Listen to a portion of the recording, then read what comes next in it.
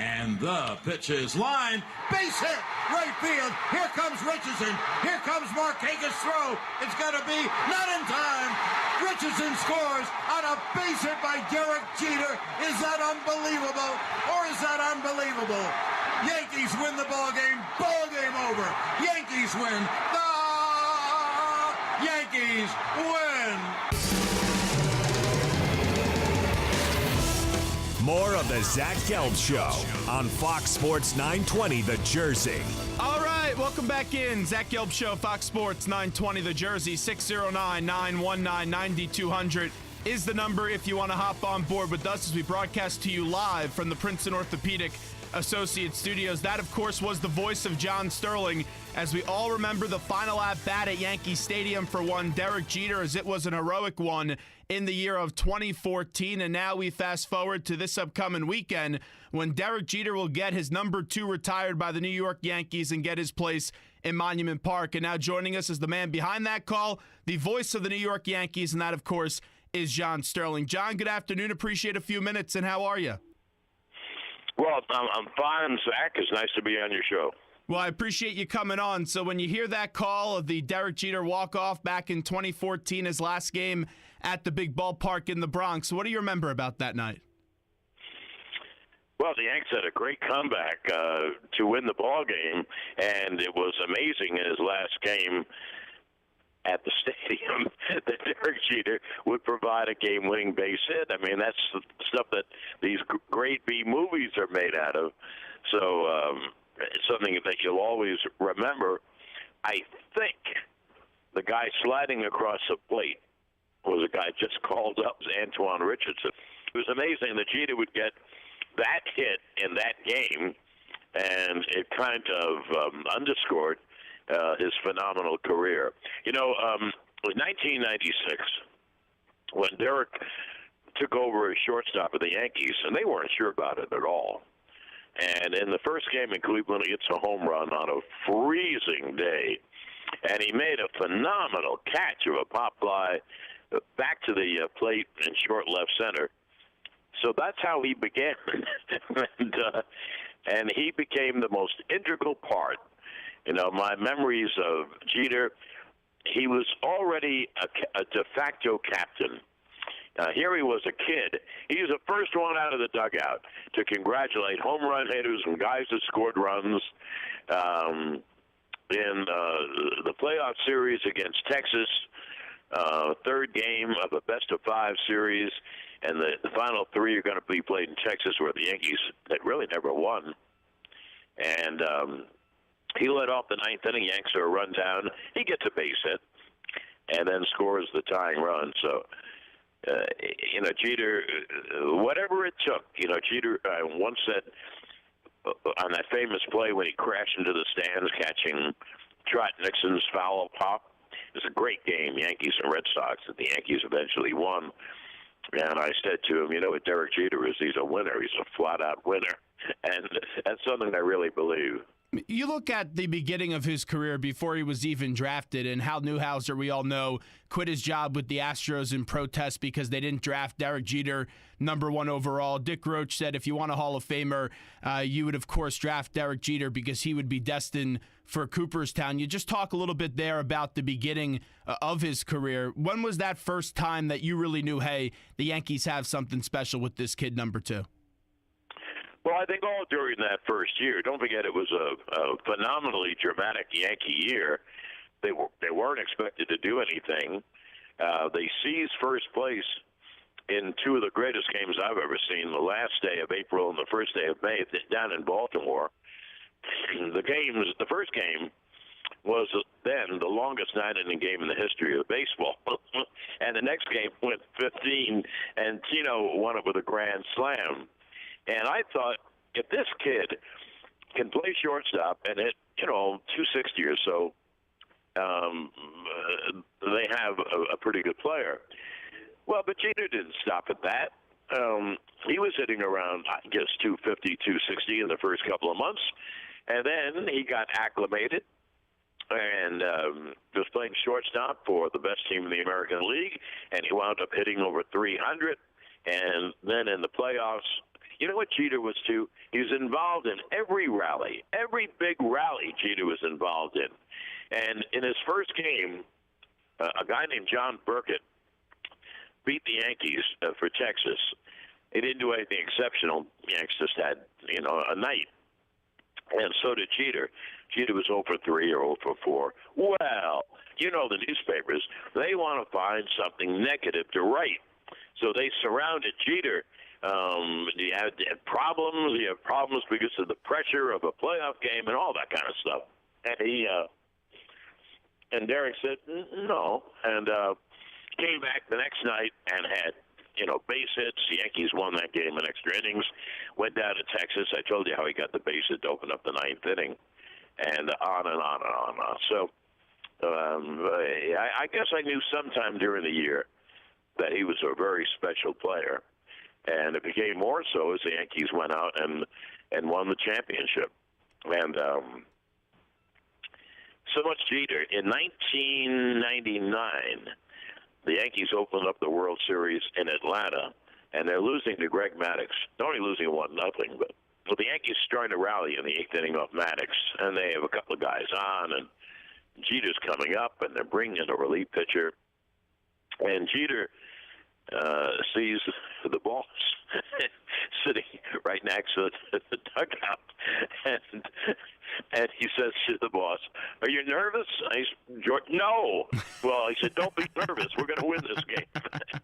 So he's very unique, and although he's a somewhat quiet, shy person, he always does the right thing and always says the right thing. And if you look at New York City, imagine yourself if you're that young and becoming that much of a star, and all the problems that are inherent in all the hangers-on and all the bars and clubs, and Jeter was never touched by any of it. Why? I don't know. Good sense, intelligent, good head on his shoulders, that kind of thing.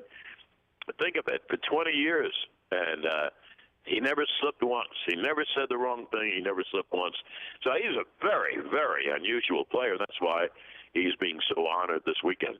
Always viewed as a role model because he never slipped up for that. And I could tell you as a kid growing up, even as a Met fan, even though I was a Met fan, it was always Piazza. Everyone loved him. And then with the Yankees, it was always Derek Jeter. As we're talking to John Sterling, the voice of the Yankees. Hey, we all know what Jeter was able to accomplish: the 7 World Series appearances, the 5 titles, the core 4.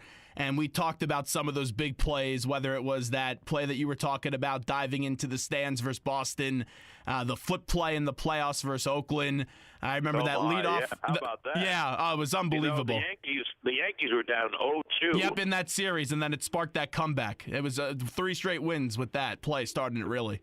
Right, and they if that run scores, I think the Yankees probably get knocked out of the playoffs. That was a phenomenal play. I mean, only Jeter. And when someone said, there was just luck, he doesn't belong there, and Jeter said, no, we practice that play all the time. Shane Spencer overthrew not 1 but 2 cutoff men. Yeah, and there was Jeter. There was Jeter in the first baseline to get the ball, shovel it to his buddy Posada, make the tag on Jeremy Giambi, and the Yankees won a 1-run game. It was the memories that are coming back to me are fabulous. You know, one thing that you should also mention. Sure. Probably, I don't know if it's the best thing about Jeter, but it's near it.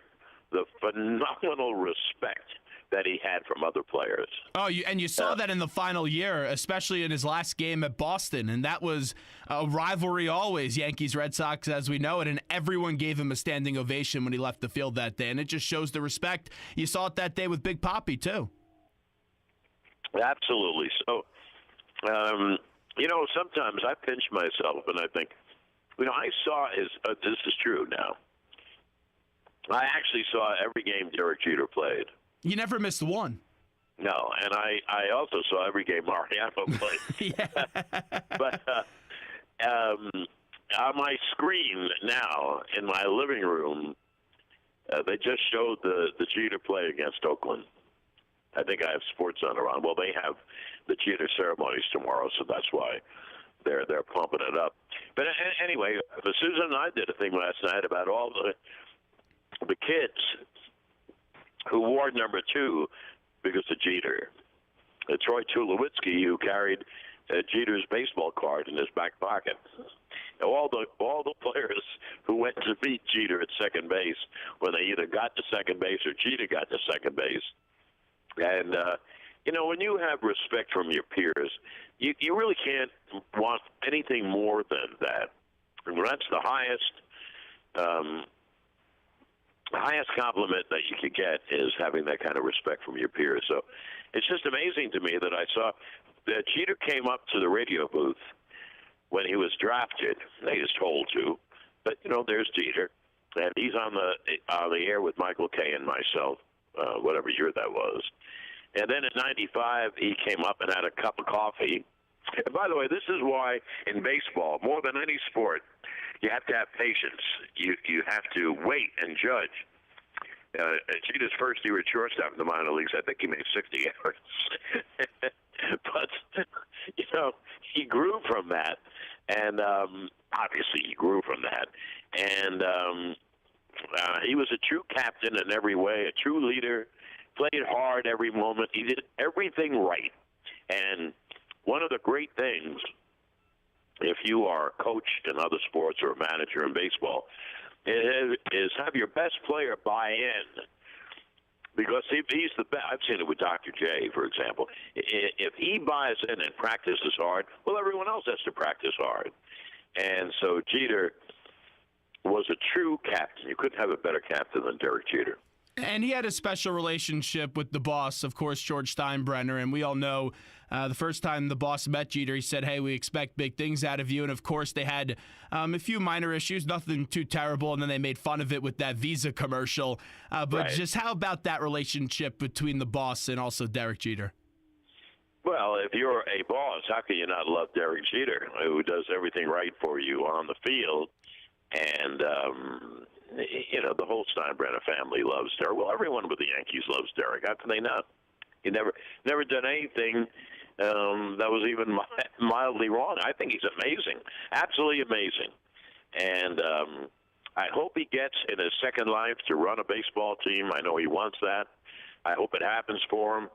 And that's someone you'd want to work for because he's going to be intelligent and patient and he's kind of the classy person that you'd like to work for. What would you think if he is the owner of the Marlins and he ends up hiring A-Rod to be his manager? I'd be very surprised. Yeah, so would I, especially after that interview on CNBC. What an awkward interview that was with A-Rod and Jeter. Yeah, I didn't hear that. But I'm kind of. But one thing. I've been on the air in New York, including a talk show just like the one you're doing, Zach. You weren't even born. How many years back are we going? That was in the early 70s at WMCA. Yeah, I wasn't even a thought then, John. I had a 3-hour talk show, and I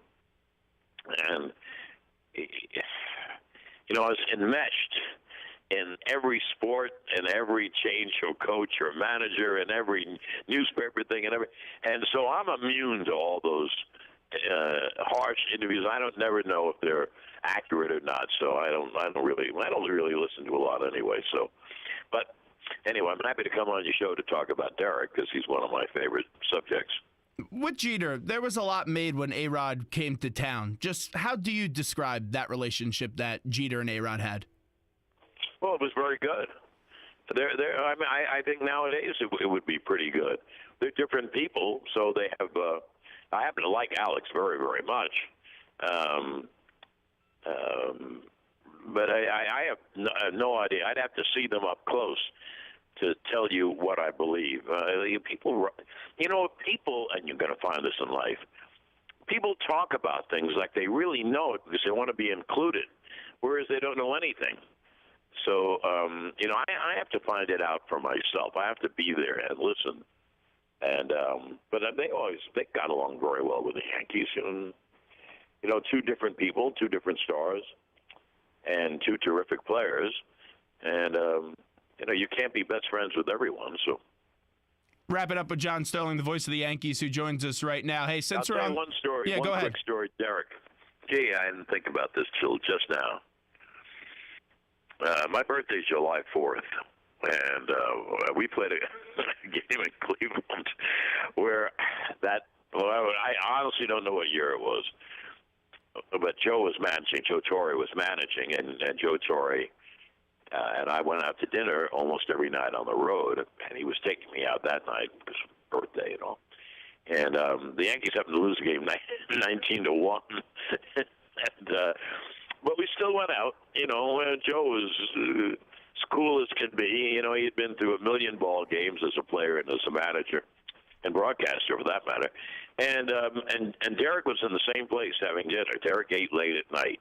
He went out and ate late at night, like Tori and I did. And you know that Derek Jeter came over to the table to wish me happy birthday. So that's Derek Jeter. What do you think of him? So he's quite a guy. Give me a little bit more about Jeter just behind the scenes, because we all got to see him publicly, but you knew that relationship a little bit more being the voice of the Yankees, and you hear him just coming over and being nice and saying happy birthday. Well, just what else impressed you behind the scenes when the cameras weren't always on and sometimes it was just you and a few of the Yankee players, and one of them being Derek Jeter? Well, Derek had a very good sense of humor, which, he didn't let the public in too much. He said the right things, but he didn't let him in too much to his feelings. And he was now at this point getting up there in baseball age. Obviously, he was a very young man. And I forget when his birthday is, but he was having a birthday. And I was downstairs with him and near his locker. And I get at him. I said, well, what are you, 40? he wasn't near then. He said, if I'm 40, you're 100. I said, well, close. So he's a lovely person. He's a lovely person, and the accolades go on and on and on. But whatever you think was probably right. He's a very nice human being. I was talking to Mariano last night. We were exchanging a few text messages, and he's very excited for this night coming up on Sunday. What do you expect this night to be like with the Mother's Day as well? And you have the big ceremony coming up on Sunday. So what do you expect this night to be like, John? I haven't seen a script. Michael and I, of course, are doing the ceremony, but we haven't seen any script. But I would imagine it's going to be very heartwarming. I'm sure they're going to invite back all of his buddies with the Yankees. They had so much success. Don't forget this. This city, like any other city, wants success. They want championships. And they've had so few from most of their teams. The Rangers have won once in 77 years. The Knicks have won twice in their history, which is 70 years, twice. The Jets haven't won since the name is Super Bowl. That's a long time ago. If you didn't hear my talk show, you certainly didn't watch that game. No, and I'll tell you, what's so crazy about that? We all know of Joe Namath's guarantee. Now Muhammad Wilkerson of the Jets is guaranteeing stuff, but it's like, we're guaranteeing that we'll be over 5 wins this year, not a Super Bowl victory. Yeah. So, this town remembers their champions. And so the Yankees had so much success. In the Torre years, Joe was here 12 years. They made the playoffs 12 years, and they won 6 World Series. And they happened to win 4 of them.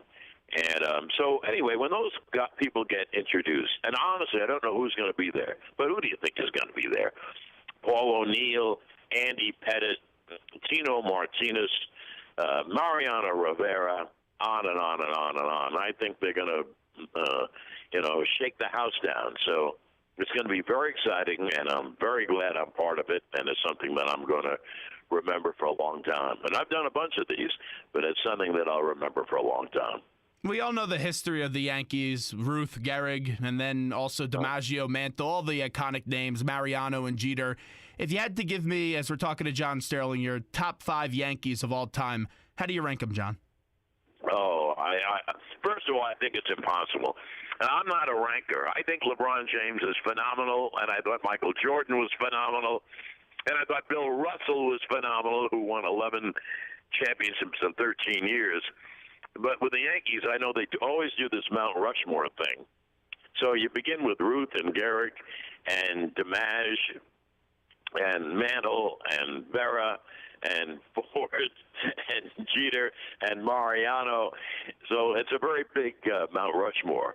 I don't know how you pick them. They're all different players at different times. But those are some of them, and we're not even mentioning Thurman Munson and Bill Dickey and many other great players. So, hey, that's what the history is about. The fact that they won so many championships in the 20s, 30s, 40s, 50s, 60s, 70s, and then in the 90s and in 2000. So, it's a thrill to work for this franchise and be part of it. And so I'm very thankful. I left Atlanta, and I could have stayed there forever, and I loved Atlanta and such. But I didn't want to become an old man and say, hey, shut it on the Yankees. So I took the chance, and look what it turned out to be. How lucky am I? Extremely lucky. This is my 29th year, and I plan to go on for a lot more after this. Hey, John, last one before we let you run. Let's just talk about the Yanks in the year of 2017 because they've been one of, if not the best stories in baseball. No one saw this dominance coming, and you see Judge, who's just been unbelievable. You had Sanchez and Gregorius hurt, but now they're back. Just how about this team this year, and do you think what they're doing right now is sustainable to go make a little bit of a playoff run? Well, that's a good question, and the answer is yes. I've seen most of the teams, not all of them. And the Yankees can play with anyone. The question marks are on the starting pitching. And, Pineda, even though he lost last night, turned in another terrific effort. And Severino is living up to his phenomenal talent. And Jordan Montgomery is kind of a low-key lefty who throws strikes and, gets people out. And then you have CC and Tanaka. So the starting pitching is much better than people thought. But as you can see with the Mets and with Seattle and Toronto, a big key is keeping your pitchers healthy. I mean, one of them goes on the DL every day. So I think, Zach, that the Yankees, when everyone gets back, if they have no more injuries, when Bird gets in tune, Greg Bird is a terrific hitter. The great lefty swing for the stadium. He really is a good hitter. He was ranked as the best hitter in the minor leagues, better than Judge. And I think they're going to score a lot of runs. For that reason, they're such a fun team. I love broadcasting this team and up and down the lineup. They don't. In fact, when Bird gets back, you have to hunt. Who's going to hit eighth? Who's going to hit ninth? And they've also been aided by the guys off the bench. Romine and Hicks have all been great. So yes, a long answer to your question. I'm sorry. They very much can stay in the race. Are they as good as Boston? Are they as good as Baltimore? I think yes. And so we'll see what happens during the summer. Hey, John, enjoy the weekend. We appreciate a few minutes. Thanks so much. Thank you.